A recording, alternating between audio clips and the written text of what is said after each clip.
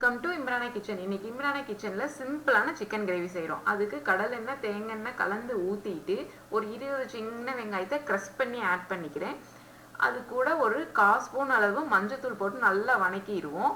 இது கூடவே நல்லா ஒரு டீஸ்பூன் நிறைய இஞ்சி பூண்டு பேஸ்ட் போட்டு நல்லா எண்ணெயில் ஜோராக வணக்கிட்டு 1/2 டீஸ்பூனுக்கு கொஞ்சம் கம்மியான அளவு பட்டை ஏலக்காய் தூளும் 1/4 ஸ்பூன் அளவு ஜீரகத்தூளும் போட்டுட்டு 1 ஸ்பூன் ஃபுல்லாக மிளகாய் தூள் போட்டு நல்லா வணக்கிடலாம். அந்த எண்ணெயிலேயே நல்லா வணக்கிடணும். இது கூட ஒரே ஒரு தக்காளி மட்டும் கட் பண்ணி வச்சுருக்கேன், அதை ஆட் பண்ணிவிட்டு தக்காளி மசிய உப்பு, சிக்கனுக்கு தேவையான அளவு உப்பு இப்போவே போட்டு நல்லா கலந்து விட்டுருவோம். தக்காளி நல்லா மசியட்டும். இது கூடவே ஒரு 300 கிராம் அளவு சிக்கனை வாஷ் பண்ணி வச்சுருக்கேன், அதையும் ஆட் பண்ணி நல்லா மிக்ஸ் பண்ணி விட்டுக்கலாம்.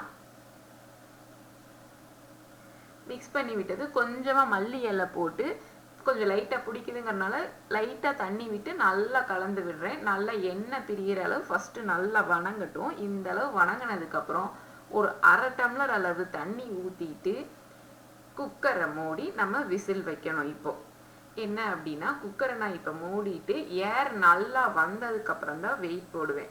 அதுக்கு முன்னாடி போட மாட்டேன். ஏன்னா முன்னாடி ஒரு தடவை அப்படி போட்டு குக்கர் மூடி அப்படியே ஓப்பன் ஆகி மேலே சீலிங் எல்லாம் பருப்பு அந்த மாதிரி ஃபால்ட் நடந்திருக்கு. அதனால ஏர் வந்ததுக்கப்புறம் வெயிட் போட்டு தான் வேக வைக்கிறது.